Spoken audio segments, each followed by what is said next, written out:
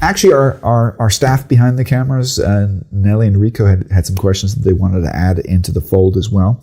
Nelly had asked, for those who are interested in your background in economics and everything that led in spirit to your long career at UNIDO, which definitely has, whether you admit it or not, has a strong humanistic and idealistic touch to it.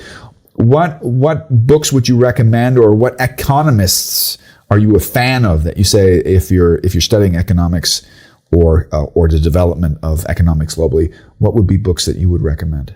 A few people that I follow closely. Joseph Stiglitz. Okay. Oh, so you are a Stiglitz fan. Who's still got a little bit of a social touch to him, I think.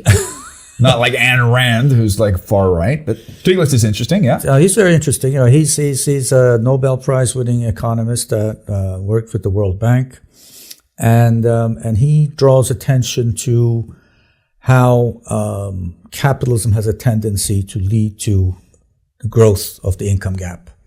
Because it's kind of got a centrifugal, exactly, feudal touch to it, where all the money is distributed to a few.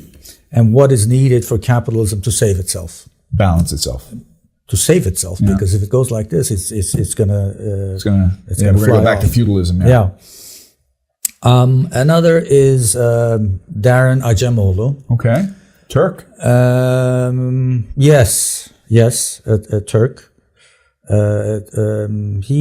One of his books, Why Countries Fail. Okay.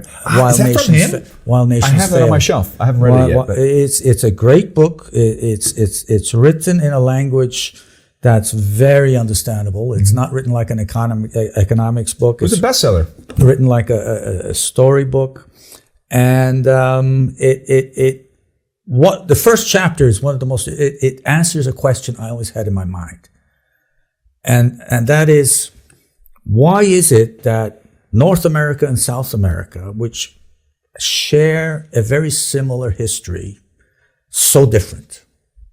This north-south divide versus the east-west. Yeah. No, that's a different one. Okay. This one is, he talks about the way South America was colonized versus the way North America was colonized, and how South America had a very advanced culture and had a lot of wealth. And so the colonization of South America was based upon exploitation. Was based on exploitation. Instead of building. In North America, there wasn't much of anything. Yeah. And once the original colonizers wiped out the population, natives, then they had to fight for their life. They had to create things. And that is where... Interesting. That is the basis of why North America is the center of the world, and South America is well, we won't use the word. But based on that example, then he goes to draw on what are the characteristics of countries that are having trouble developing? Mm-hmm. What is the sort of things holding them back, and how it is tied to their history of colonization. Another author I follow is Branko Milanovic. Mm-hmm. He wrote a book called Capitalism Alone, which is a book I recommend strongly. Basically, he talks about how after the fall of the Soviet Union and socialism, basically, capitalism was the only game in town. And becoming the only game in town made it unchecked. Just like anything that has no competition, it splinters. Mm. And capitalism is splitting. And he looks at two types of capitalism: Chinese capitalism versus Western capitalism. I hope there's something in between. Because neither are... Chinese capitalism is top-down capitalism, where you have a socialist government with a capitalist economy, and how having the certainty of an authoritarian system can help capitalism develop. Mm. But to what extent can it develop? Yeah. I mean, how will the limiting of creativity that can be caused by authoritarianism, limit to how much capitalism can innovate and renew itself.